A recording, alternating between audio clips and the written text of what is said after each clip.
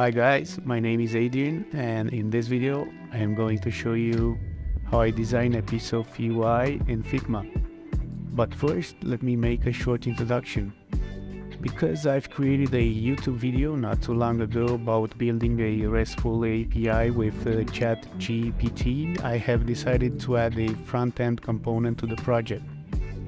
For the front end, the tech stack will be React with TypeScript and probably Redux Toolkit and Material UI.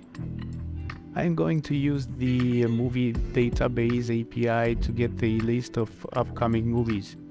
Basically, our app is going to fetch a list of upcoming movies from the TMDB API, and it will display them in the front end under upcoming section. The user will have the possibility to log in into its account and add or remove movies of his choice to a watch later list. I will probably add some extra features in the future, so I am going to keep things for the moment as simple as possible. Alright, so let's start Figma.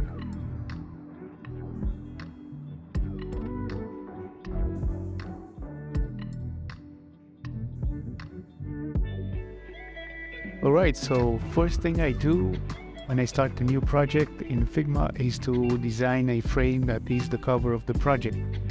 Just create a frame 1920 by 1080 pixels and name it cover. This way, when you search for a project in Figma account, you can recognize it by its cover.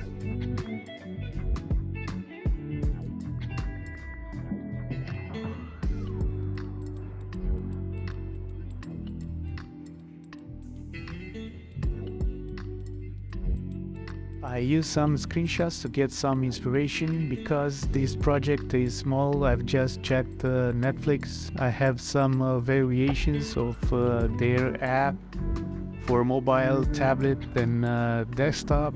Also, I have downloaded some posters for the upcoming movies from the TMDB API.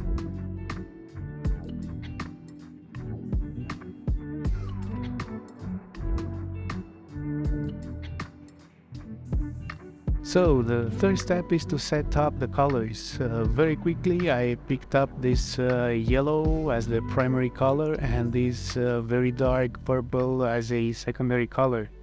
Starting with these two, I made some variations by using this plugin in Figma, which is called Color Shades Kit. You can name the colors and the plugin automatically generates shades of the color you have picked and adds them to the color styles here on the right side.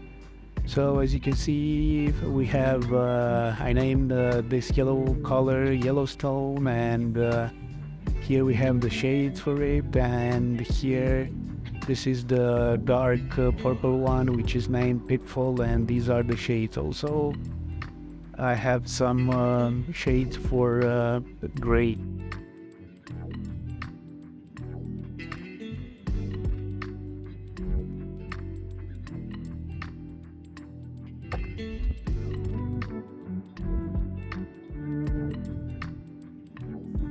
So once you have picked up the colors, you need to think what spacing rules are you going to follow in the project. I personally use the 8-point grid system.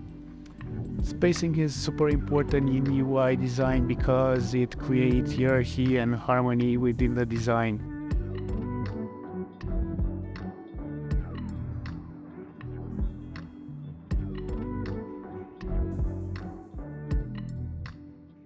The next thing to do is to set up typography. Basically, I use two sets of sizes for small and large devices. Large is anything starting from 1440 width and by 900 pixels height, which is a MacBook Pro, and small is everything below this resolution. I like to keep things as simple as possible, so I just have 3 headings plus a body text size, a small text size and a really big one. I usually combine these 6 sizes with weights and colors to create hierarchy, contrast and so on.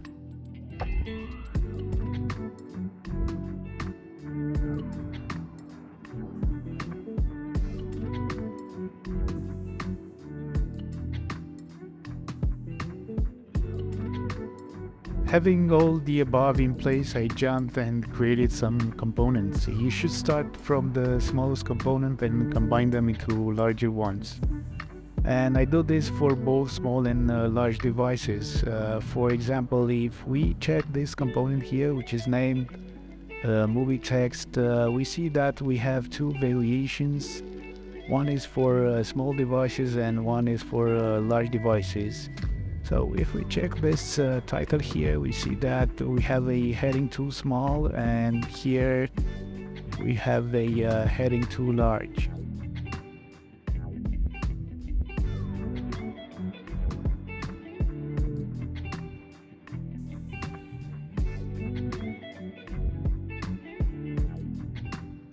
Once you have the components in place, you can move forward and create the pages. I have my own convention of naming them screens for small devices and pages for large devices.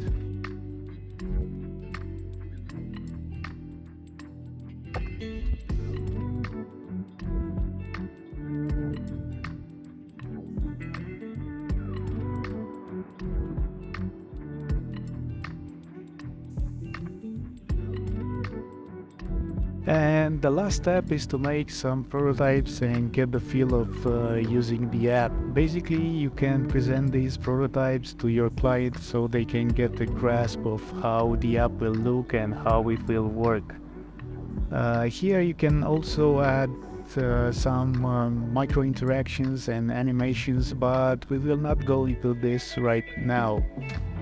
Basically, if you hit this button here, you will see all the links between the screens, and if we hit this one right here, we will be presented with a simulation. This is an iPhone 14, and this is the app for the small devices. As you can see, this is the landing page. Here we have a slider with movie posters. This is the menu of the app. We can check the login page, go back to upcomings, then go to the search page and look for a movie we saved, and then just go to the watch later list where we saved all the movie.